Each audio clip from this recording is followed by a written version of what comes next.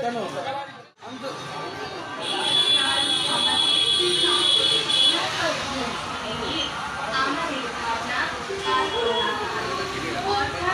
একটা তীব্র কষ্ট, তীব্র যন্ত্রণা, কিছু বিদীর্ণ কণ্ঠের বুক কাটা হাহাকার।